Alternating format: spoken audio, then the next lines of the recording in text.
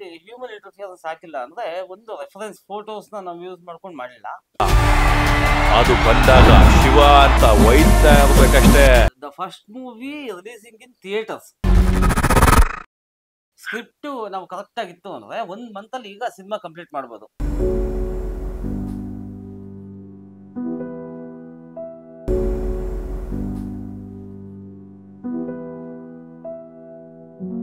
Hello, Nutan sir. Welcome to Cinema Express. Of course, when we all heard about, Love You,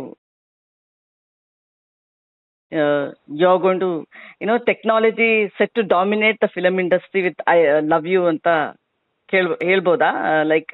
As you say, it is hailed as the world's first fully AI generated feature film. Is this true? Yes ma'am, yes it's true. Why because ಏನಾಗಿದೆ ಅಂದ್ರೆ ಇದು world's first A movie ಅಂತ ಯಾಕೆ ನಾನು ಹೇಳ್ತಾ ಇದ್ದೀನಿ ಅಂದ್ರೆ, ಇದು ಒಂದು the duration is 95 minutes and human interference ಯಾವುದೂ ಇಲ್ಲ, ನಾನು ಬಂದ್ಬಿಟ್ಟು ಅಂದ್ರೆ ಅದನ್ನ ಆ ಕ್ರಿಯೇಷನ್ ಅಲ್ಲಿ ನಾನೊಬ್ಬನೇ ಕೆಲಸ ಮಾಡಿರೋದು. ಮತ್ತೆ ಅದ್ರ ಜೊತೆಗೆ ಇಡೀ ಸಿನಿಮಾದಲ್ಲಿ 12 ಸಾಂಗ್ ಇದೆ, ಅದು ಒಂದು ಪ್ಲಸ್ ಆಗತ್ತೆ. ಮತ್ತೆ ಅದರ ಜೊತೆಗೆ ಏನಂದ್ರೆ ಇಲ್ಲಿ ಹ್ಯೂಮನ್ ಇಂಟರ್ಫಿಯರೆನ್ಸ್ ಹಾಕಿಲ್ಲ ಅಂದ್ರೆ ಒಂದು ರೆಫರೆನ್ಸ್ ಫೋಟೋಸ್ನ ನಾವು ಯೂಸ್ ಮಾಡ್ಕೊಂಡು ಮಾಡಿಲ್ಲ. ಇಡೀ ಕ್ಯಾರೆಕ್ಟರ್ಸ್ ಎಲ್ಲ ನಾವು ಎಐ ಜನರೇಟ್ ಮಾಡಿರೋದು. ಓಕೆ, ಮತ್ತೆ ಇದರಲ್ಲಿ ರೋಬೋಟಿಕ್ ಕ್ಯಾರೆಕ್ಟರ್ಸ್ ಅಂತ ಯಾವುದೂ ಇಲ್ಲ. Hollywood attempts to this kind of movies first, alva, wherever. But this happening in our own Karnataka, yeah, it's a pride moment. So just wanted to check whether this is true anta nimminda.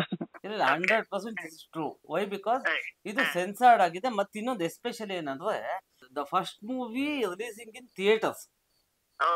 Okay, ಎಲ್ಲಿ generate ಆಗಿರುವಂತ ಮೊದಲನೇ movie theatre ನಲ್ಲಿ release ಆಗ್ತಾ ಇದೆ. There have been AI movies which is like YouTube atra ide anta antra, but you are saying the first AI generated film coming into theaters anta.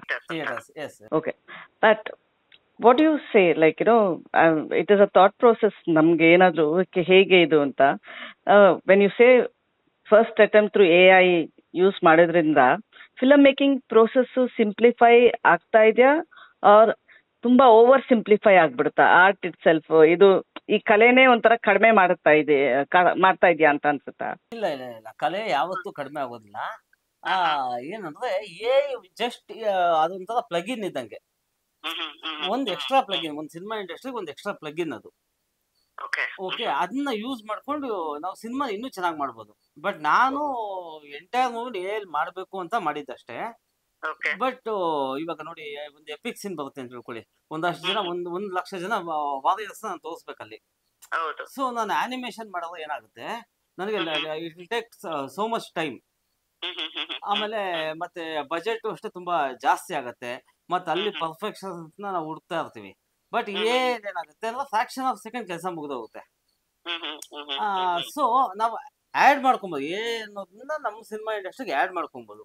So ಅಂದ್ರೆ simplify ಆಗುತ್ತೆ ಅಂತ ಅನ್ಸುತ್ತೆ, but it can amplify, enhance the art of film making ಇದ್ರೊಳಗೆ. But film background important.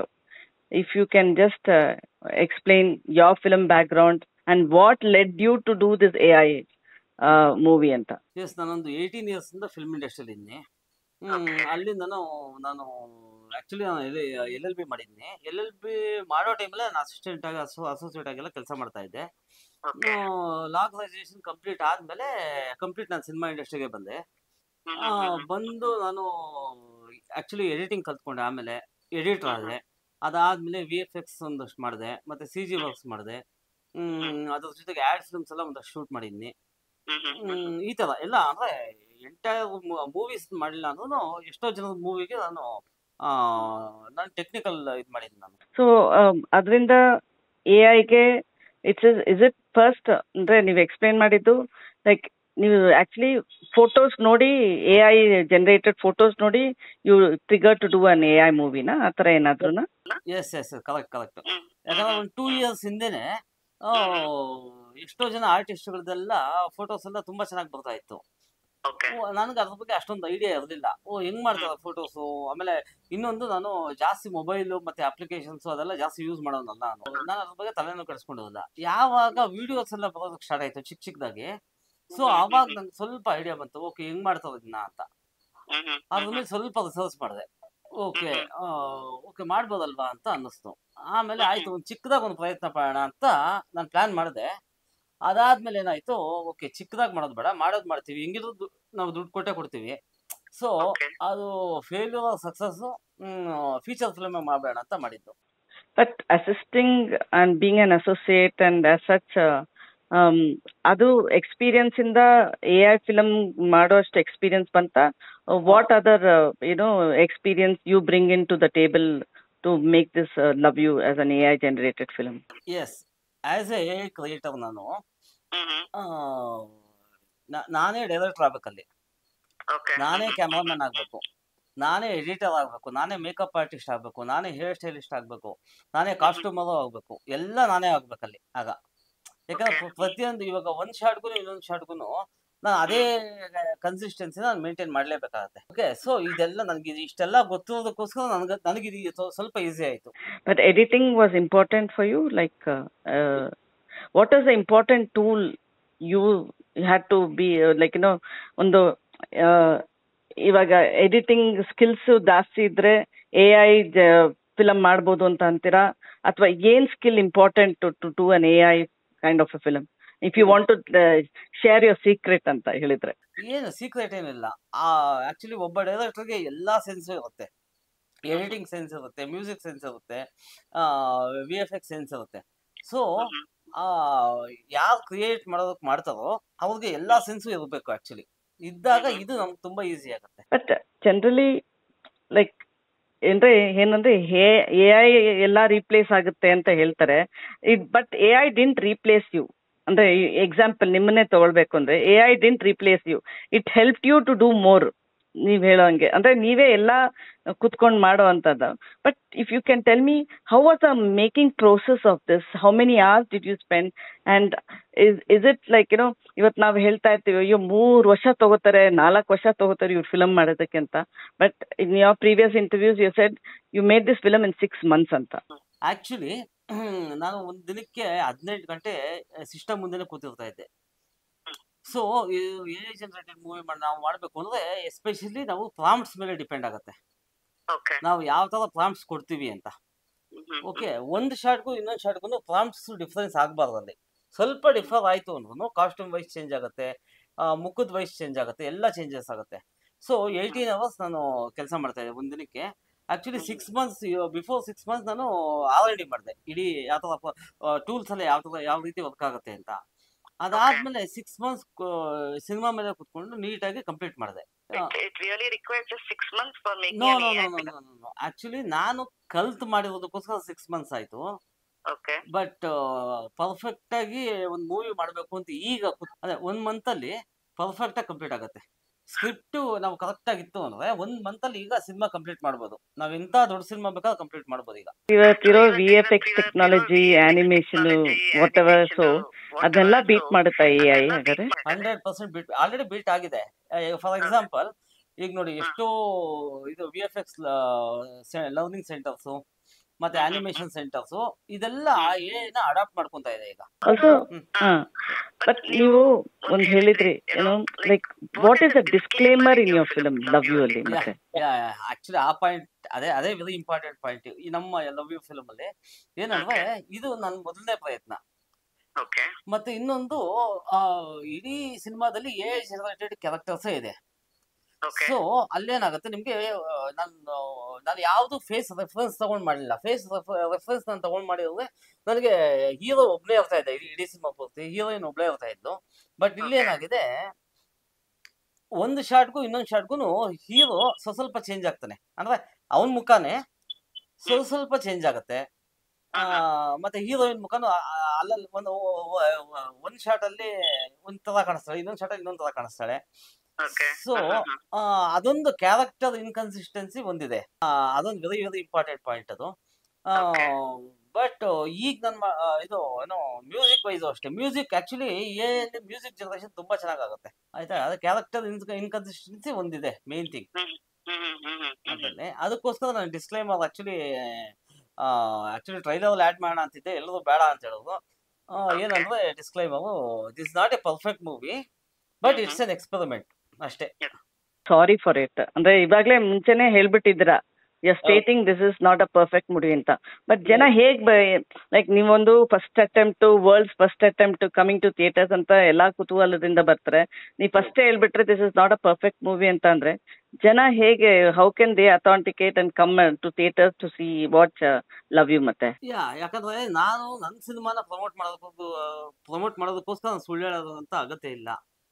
ಅಂದ್ರೆ ಸುಳ್ಳು ಹೇಳಿ ಜನಗಳನ್ನ ಕೂಗಿ ತುಂಬಾ ಚೆನ್ನಾಗಿದೆ ಸಿನಿಮಾ ಬಂದ್ ನೋಡಿ ಅಂತ ನಾನು ಸುಳ್ಳು ಹೇಳಿ ಜನನ ಕೂಗಿ ಜನಗಳ ಕೈಲಿ ನಾನೇನಕ್ಕೆ ಬಯಸ್ಕೊಳ್ಳಿ.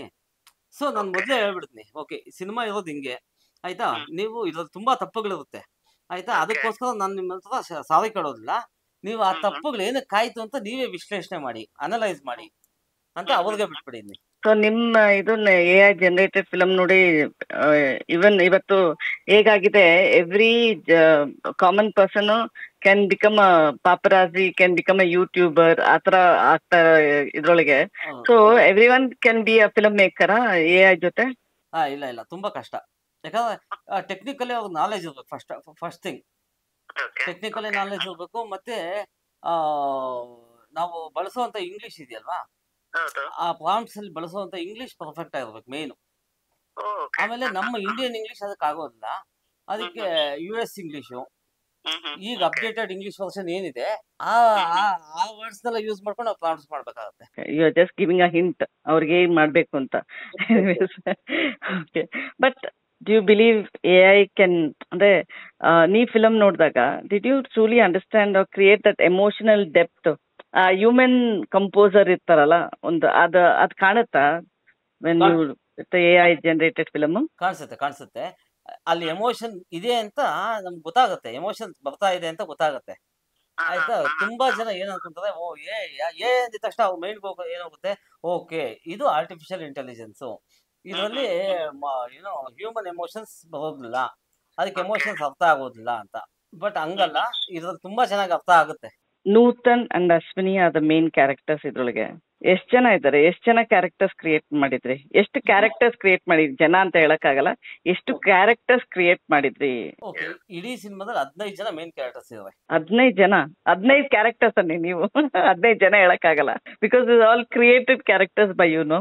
ಓಕೆ, ಸೊ ಬಟ್ ನೀವು ಕ್ಯಾರೆಕ್ಟರ್ಸ್ ಅಂತ ಹೇಳಿದಾಗ ಅಂದ್ರೆ ನಿಮ್ಗೆ ಯಾವ ತರನು ರೆಫರೆನ್ಸ್ ಬರಲಿಲ್ವಾ? ಓಕೆ, ಇವಾಗ ಯೂಶಲಿ ಒಂದ್ ಸಪೋರ್ಟಿಂಗ್ ಕ್ಯಾರೆಕ್ಟರ್ಸ್ ಅಂತ ಅಂದ ತಕ್ಷಣ ನಾವು ರಂಗಾಯಣ ರಘು, ಅಚ್ಯುತ್ ಕುಮಾರ್ ಆ ತರ ತಗೋತೀವಿ, ಅಥವಾ ಮೇನ್ ಅಂದ್ರೆ ಸಮ್ ಸ್ಟಾರ್ಸ್. ಇದು ನಿಮ್ ಒಂದ್ ಕಡೆನು ಓಕೆ ಇಲ್ದ್ರೆ ಯಾರ ತಲೆ ಯಾರ್ದು ನಿಮ್ ರೆಫರೆನ್ಸ್ ಬರ್ಲಿಲ್ವಾ? ಇಲ್ಲ ಆಕ್ಚುಲಿ ಬಂತು. ಈಗ ನಾನ್ ಮಾಡ್ತಾ ಇರೋದು ಬಜೆಟ್ 10 ಲಕ್ಷದಲ್ಲಿ. ಓಕೆ, ಆಸ್ ಪ್ರೊಡ್ಯೂಸರ್ ಏನ್ ಹೇಳಿದ್ರೆ 10 ಲಕ್ಷ ಅಂತ, ಅದೇ 10 ಲಕ್ಷ ನಾನು ಸಿನಿಮಾ ಮಾಡ್ತಾ ಇರೋದ್ರಿಂದ ನಾನು ರಂಗಾಯಣ 10 ಲಕ್ಷ ಹೆಂಗ್ ಕೊಡ್ಲಿ? ಅಲ್ಲ, I mean to say reference for to build the characters. ಅಂದ್ರೆ ಇವಾಗ ಎಕ್ಸಾಂಪಲ್ ನಾನು ರಂಗಾಯಣ ಆ ರೆಫರೆನ್ಸ್ ನ ತಗೊಂಡು ನನ್ನ ಸಿನಿಮಾದಲ್ಲಿ ಹಾಕೊಂತೀನಿ. ಸೊ ನಾನು ಹಾಕ್ಬೇಕು ಅಂದ್ರೆ ಅವ್ರ ಹತ್ರ ಹೋಗಿ ನಾನು ಪರ್ಮಿಷನ್ ತಗೊಬೇಕು. ಓಕೆ, ನಾನು ಪರ್ಮಿಷನ್ ತಗೋಬೇಕು ಅಂದ್ರೆ ಅವ್ರಿಗೆ ಏನಾದ್ರು ಒಂದು ಅವ್ರ ರೆಮ್ಯುನರೇಷನ್ ಏನಿದೆ ಅದನ್ನ ಕೊಡ್ಲೇಬೇಕು. If you are using somebody's space, you have to take their permission and you have to pay them. ಅಂದ್ರೆ ರೆಮ್ಯುನರೇಷನ್ ಅವ್ರಿಗೂ ಇರುತ್ತೆ ಅದಕ್ಕೆ. ಹೌದು. So but of all this, tell us, ಅಂದ್ರೆ we have forgotten about there's a love story with the title as Love You. ಒಂದು love story ಇದೆ. So ಇದ್ರ ಬಗ್ಗೆ ಏನಾದ್ರು ಹೇಳ್ಬೇಕು ಅಂದ್ರೆ ನೀವು? ಆಕ್ಚುಲಿ ನಾನು AI ಸ್ಟಾರ್ಟ್ ಮಾಡ್ಬೇಕಾದ್ರೆ ನಾನು ಎಪಿಕ್ ಸಬ್ಜೆಕ್ಟೇ ಮಾಡೋಣ ಅಂತ ಪ್ಲಾನ್ ಮಾಡಿದ್ದೆ. ಯಾಕಂದ್ರೆ AI ಏನ್ ಬೇಕಾದ್ರೂ ಮಾಡ್ಬೋದು.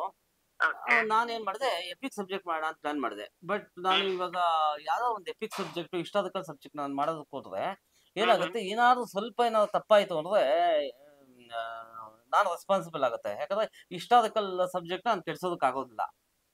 ಅದಕ್ಕೆ ಒಂದು ಪ್ರಯೋಗ ಮಾಡೋಣ ಅಂತೇಳಿ ಒಂದ್ ಸಿಂಪಲ್ ಲವ್ ಸ್ಟೋರಿ ತಗೊಳೋಣ ಅಂತ ಮಾಡಿದ್ದಷ್ಟೇ. First attempt. ಬಟ್ ನೀವು ಇನ್ನೂ ಆಗ್ಲೇ ನೆಕ್ಸ್ಟ್ ಇನ್ನು ಪ್ಲಾನ್ ಮಾಡಿದಿರಲ್ಲ ಒಂದು ಎಪಿಕ್ಗೆನೆ, ಒಂದು historical subject.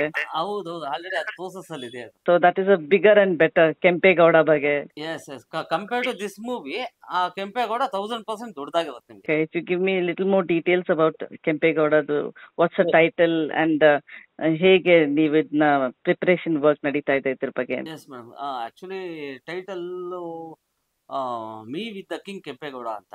Specifically me with king Kempegowda ಅಂದ್ರೆ ನಿಮ್ ವಿಷನ್ ಇಂದನಾ ಇದು ಹೇಗೆ? ಇಲ್ಲ ಒಂದು ಫಾರಿನ್ ಹುಡುಗಿ ಬರ್ತಾಳೆ ಈ ಸಿನಿಮಾದಲ್ಲಿ. ಅವಳ ವಿಷನ್ ಇಂದ ಕೆಂಪೇಗೌಡ ಅವಳಿಗೆ ರಾಜನ್ ತರ ಕಾಣಿಸ್ತದೆ. ಸೊ ಅಲ್ಲಿಂದ ಇದು ಟೇಕ್ ಆಫ್. ಹೌದು, ಅಲ್ಲಿಂದ ಸ್ಟಾರ್ಟ್ ಆಗುತ್ತೆ. ಮತ್ತೆ ಕೆಂಪೇಗೌಡ ನಾನು ಆಕ್ಚುಲಿ ಏನ್ ಗೊತ್ತಾ, ಕೆಂಪೇಗೌಡ ನಾನು ಸುಮ್ನೆ ಮಾಡ್ತಾ ಇಲ್ಲ. ಯಾಕಂದ್ರೆ ಹಿಸ್ಟ್ರಿಯಿಂದ ನನಗೆ ಗೊತ್ತಿರುವಂತ ಹಿಸ್ಟ್ರಿ ನನಗೇನ್ ಹಿಸ್ಟ್ರಿ ಗೊತ್ತಿದೆ ಅದನ್ನ ನಾನು ಸ್ಕ್ರೀನ್ ಮೇಲೆ ತೋರಿಸ್ಬೇಕು. ಸೊ ನಾನು ಯಾವ್ದು ಬುಕ್ ನ ರೆಫರೆನ್ಸ್ ಮಾಡಿಲ್ಲ, ಮತ್ತೆ ನಾನು ನನ್ನ ಕಿವಿನ ನಾನು ಕೇಳಿರುವಂತ ಕಥೆಗಳು ಕೆಂಪೇಗೌಡರ ಬಗ್ಗೆ ಅದೊಂದು.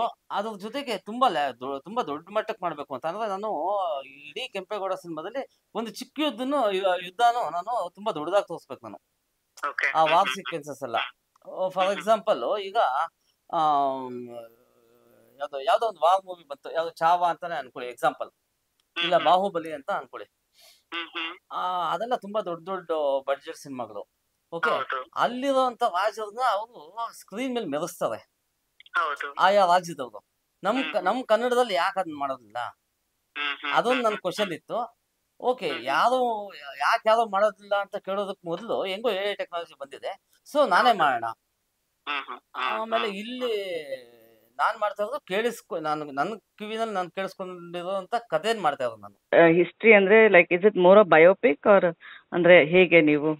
It's a kind of biopic, but ಇದ್ರಲ್ಲಿ ಮಿಕ್ಸರ್ ಆಫ್ ಕಾಲ್ಪನಿಕ ಸಂಗತಿಗಳನ್ನ ನಾನು ಮಿಕ್ಸ್ ಮಾಡಿರ್ತೀನಿ. ಯಾಕಂದ್ರೆ ಈಗ ಯುದ್ಧ ನಾನು ತೋರಿಸ್ಬೇಕಾದ್ರೆ ಕೆಂಪೇಗೌಡರು ಆ ಕಾಲದಲ್ಲಿ ಯುದ್ಧ ಹಿಂಗೆ ಮಾಡೋದು ಅಂತ ಯಾರು ಹೇಳೋದಕ್ಕಾಗೋದಿಲ್ಲ. ಸೊ ನಾನು ಸ್ವಲ್ಪ ದೊಡ್ಡದಾಗೆ ತೋರ್ಸೋಣ. ಅಂದ್ರೆ ಇದು love you is an attempt, irrespective of how it fares at the box office, ನೀವು ಕೆಂಪೇಗೌಡ ಮುಂದೆ ತಗೊಂಡು ಹೋಗ್ತೀರಾ? ಎಸ್, 100% ಲವ್ ಯು ಒಂದು ಅಟೆಂಪ್ಟ್ ಅಷ್ಟೇ. ನೀವು ಹೇಳ್ದಂಗೆ ಒಂದು ಅಟೆಂಪ್ಟ್ ಅಷ್ಟೇ ಅದು. ಅದೇನ್ ದೊಡ್ಡ ಇದಾಗತ್ತೆ ಅಂತ ಗೊತ್ತಿಲ್ಲ ನನಗೆ. ಎಲ್ಲ ಚೆನ್ನಾಗೇ ಆಗ್ತಾ ಇದೆ, ಗೊತ್ತಿಲ್ಲ ಏನಾಗತ್ತೆ ಅಂತ. ಬಟ್ ಕೆಂಪೇಗೌಡ ನಾನು ನಮ್ ಇಡೀ ಕನ್ನಡ ಇಡೀ ಕರ್ನಾಟಕ ಪೂರ್ತಿ ಆ ಕೆಂಪೇಗೌಡ ನೋಡ್ಬೇಕು.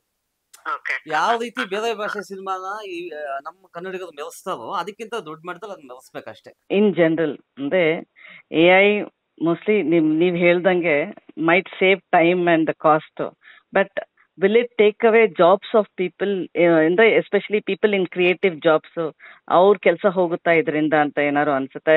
If this is the future of cinema ಅಂತ ಅಂದ್ರೆ? This not a future of cinema. ಇದು ಆಕ್ಚುಲಿ ನಾವು ನೆಗೆಟಿವ್ ಆಗಿ ಶೂಟ್ ಮಾಡ್ತಾ ಇದ್ದಾಗ ತುಂಬಾ ಭಯಭಕ್ತಿಯಿಂದ ಶೂಟ್ ಮಾಡ್ತಾ ಇದ್ವಿ. ಓಕೆ, ಈ ಶಾಟ್ ಹಿಂಗೆ ಬರ್ಬೇಕು, ಈ ಶಾಟ್ ಹಿಂಗೆ ಬರ್ಬೇಕು ಅಂತ. ಸೊ AI ಅದನ್ನ ರಿಪ್ಲೇಸ್ ಮಾಡಿದೆ. ಈ ಪ್ರೆಸೆಂಟ್ ಸಿನಿಮಾ ಇದನ್ನ ರಿಪ್ಲೇಸ್ ಮಾಡಿಲ್ಲ, ಅದೇ ಹಳೆ ಟ್ರೆಡಿಷನ್ ರಿಪ್ಲೇಸ್ ಮಾಡಿದೆ ಇದು. So you say that AI is traditionally reborn ಅಂತ ಅಂತೀರಾ? ಡಿಜಿಟಲಿ ರೀರಿಟರ್ನ್ ತರ. About your first AI generated, ಅಂದ್ರೆ to be known as the first person to AI generated film to come into theaters, ಆ feeling ನಿಮ್ಗೆ ಹೇಗೆ ಅನ್ಸ್ತಾ ಇದೆ? ಥಿಯೇಟರ್ ರಿಲೀಸ್ ಆಗ್ತಾ ಇದೆ AI cinema means love you. ಏನಂದ್ರೆ ಗೊತ್ತಿಲ್ಲ ನನಗೆ. ಈಗ ನಾನೊಂದು 100 ಸತಿ ಸಿನಿಮಾ ನೋಡಿದ್ದೀನಿ. 100 ಸತಿ ನನಗೆ ತುಂಬಾ ತಪ್ಪುಗಳು ಕಾಣಿಸುತ್ತೆ. ಓಕೆ, ನಾನೇ ಜಸ್ಟಿಫಿಕೇಶನ್ ಕೊಡ್ತೀನಿ. ಓಕೆ, ಇದು ನಾನು 1000 ಸತಿ ನಾನು ಜನರೇಟ್ ಮಾಡೋದು ಇದು ಕೊಡೋದೇ ಇದು ಅಂತ ಅಲ್ಲಲ್ಲೇ ಬಿಟ್ಬಿಡಿರ್ತೀನಿ.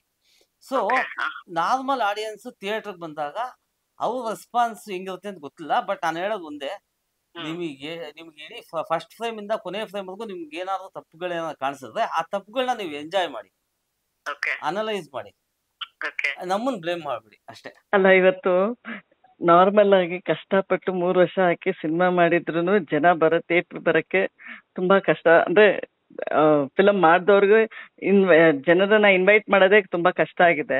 ಇವಾಗ ನೀವು ತಪ್ಪುಗಳನ್ನೇ ನೀವ್ ಎಂಜಾಯ್ ಮಾಡಿ ಅಂತ ಹೇಳ್ಬಿಟ್ಟು ಕರ್ಸೋದ್ ಹೇಗೆ ಅಂತ ನನ್ಗೆ ಅದ್ ಹೇಳಿದ್ ನೋಡಿ. ಏನ್ ಗೊತ್ತಾ, ಈಗ why because the main thing ನಾನು ಏನಕ್ಕೆ AI ಸಿನಿಮಾ ಮಾಡಿದ್ದು ಅಂದ್ರೆ, ಈಗ ನೋಡಿ, ಒಂದೊಂದು ಸಿನಿಮಾ ಬರೋಕ್ಕೆ ನಾನು ಒಬ್ಬ ಆಡಿಯನ್ ಆಗಿ ನಾನು 4 ವರ್ಷ ನಾನು ಕಾಯ್ಬೇಕಾ?